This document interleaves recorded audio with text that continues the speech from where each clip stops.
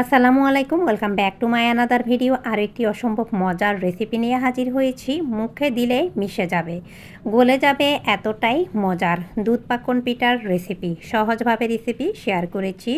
সেরা স্বাদের নরম তুলতুলে দুধ পাকন পিঠার রেসিপি, সাথে রয়েছে 3 ধরনের ডিজাইন।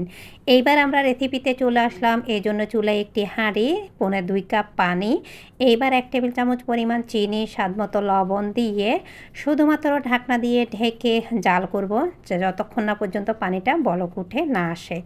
যখন বলক উঠে আসবে তখন চুলার জালটা কমিয়ে এর মাঝে শুকনা চালের আটা দিয়ে দিচ্ছি 1.5 কাপ। এটা বাজার থেকে কেনা যে চালের গুঁড়ি বা আটা সেটাই। 2 টেবিল চামচ পরিমাণ দিয়ে দিলাম ময়দা, দিয়ে ভালোভাবে চুলার জালটা একটু কমিয়ে মিশিয়ে নিচ্ছি।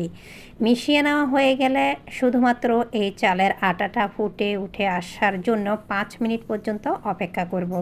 ঢাকনা দিয়ে ঢেকে 5 মিনিট অপেক্ষা করলাম। এরপরে সরাসরি একটি মিক্সিং বুলে 5 মিনিট পরে ঢেলে নিচ্ছি।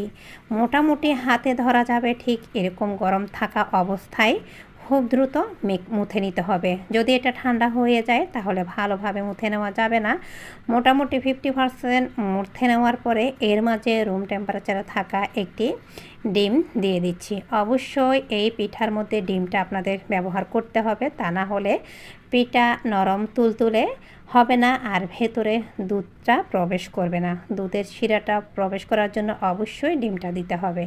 ডিমটা দিয়ে আমি ভালোভাবে মুথে নিয়েছি। মুথে নেওয়া হয়ে গেলে দেখতে পাচ্ছেন, এইবার আমি যেভাবে দেখতে পাচ্ছেন ঠিক এইভাবে লেচি করে সমস্ত কাই আমি এইভাবে লেচি করে নিচ্ছি, যাতে করে বারবার হাতে লেগে লেগে না আসে। এরপরে হাতটা পরিষ্কার করে ধুয়ে নিয়েছি। আর এই যে লেচিগুলো আমরা করে নিয়েছি সেই লেচি থেকে এইভাবে আমি একদম হাত দিয়ে চ্যাপটা করে গোল করে নিয়েছি।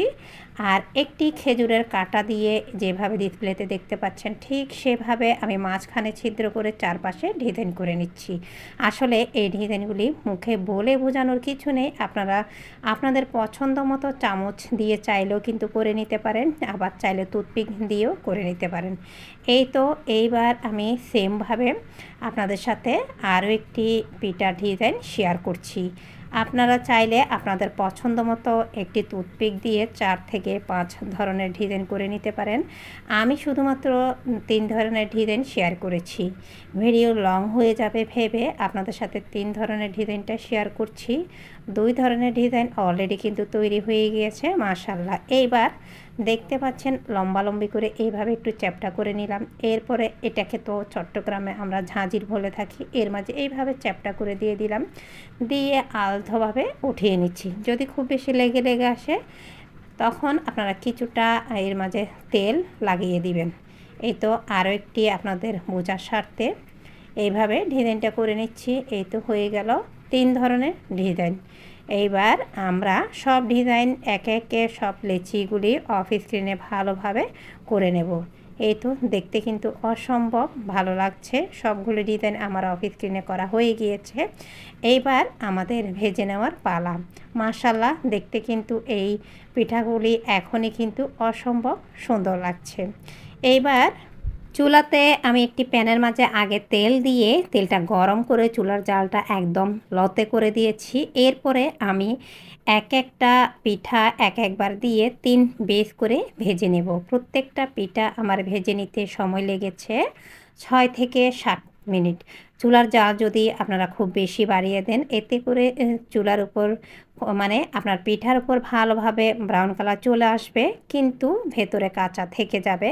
আমি চেষ্টা করেছি চুলার জালটা মোটামুটি নিজের নিয়ন্ত্রণে রেখে উপরে ব্রাউন কালারটা যাতে করে না আসে আর ভেতরে পারফেক্টভাবে কুক হয়, ঠিক সেভাবে আমি এই পিঠাগুলি ভেজে নেওয়ার চেষ্টা করেছি। এইবার দিয়ে দিলাম দ্বিতীয় বেস। এইভাবে করে আমি 3 বেস পিঠা ভেজে নিয়েছি। আর এইভাবেও কিন্তু আপনারা পিঠাগুলো চাইলে চায়ের সাথে কিন্তু খেতে পারেন, দুধের মাঝে না না চুপিয়ে। সেমভাবে আমি 3 বেস ভেজে নিয়েছি। আমি আগে দুধটা জাল করে নিয়েছি, এর মাঝে 2টা এলাচ দিয়েছি, এলাচ দিয়ে এর মাঝে দিয়েছি আমি 2 টেবিল চামচ পরিমাণ পাউডার দুধ, আর এখানে আমি কাঠবাদাম ব্লেন্ড করা দিয়ে দিচ্ছি 2 টেবিল চামচ পরিমাণ। আর এইবার দেখতে পাচ্ছেন আমি ভালোভাবে একটু প্রথমে মিশিয়ে নিচ্ছি, এরপরে দিয়ে দিচ্ছি চিনি। চিনিটা দেওয়ার সময় আমার মোবাইল ক্যামেরাটা অন করতে আমি ভুলে গিয়েছি। আর স্বাদমতো চিনিটা দিয়ে দুধটা আর একটু বলক উঠে আসা পর্যন্ত অপেক্ষা করব। এরপরে মিষ্টির ব্যালেন্সের জন্য দিয়ে দিচ্ছি 1 চিমটি লবণ। আপনারা মিষ্টির পরিমাণটা বাড়িয়ে কমিয়ে দিতে পারেন। দুধ যখন বলক উঠে আসবে তখন এর মাঝে আমি সমস্ত পিঠা দিয়ে দিচ্ছি। পিঠা দিয়ে দেওয়ার পরে আমি শুধুমাত্র 1 মিনিটের মতো জাল করব। আর এর মাঝে দিয়ে দিচ্ছি এর টেস্টটা আর সুঘ্রাণটা আরও একটু ভালো আসার জন্য 1 টেবিল চামচ পরিমাণ ঘি। সবথেকে ভালো হয় এই পিঠাটা যদি আপনারা ওভারনাইট পর্যন্ত ভালোভাবে রুম টেম্পারেচারে রেখে নর্মাল ফ্রিজে রেখে দেন, এতে করে এক একটা পিঠা ফুলে ডাবলের চাইতে বেশি হবে। এইবার 1 মিনিট জাল করলাম, এরপরে রুম টেম্পারেচারে রাখলাম 2 থেকে 3 ঘন্টা। এই তো এরপরে আপনাদের সাথে শেয়ার করছি। আশা করি আজকের এই নরম তুলতুলে সেরা স্বাদের দুধ পাকন পিঠার রেসিপি 3 ধরনের ডিজাইন সহ আপনাদের ভালো লেগেছে। দেখতে পাচ্ছেন ভিতরে একদমই দুধের শিরাটা ঢুকে পারফেক্ট হয়ে গিয়েছে আর ফুলে একদম ডাবল হয়ে গিয়েছে। নরম তুলতুলে মুখে দিলেই গলে যাবে, মুখে দিলেই মিশে যাবে। আজকের ভিডিও এই পর্যন্ত। সবাই ভালো থাকবেন। আল্লাহ হাফেজ।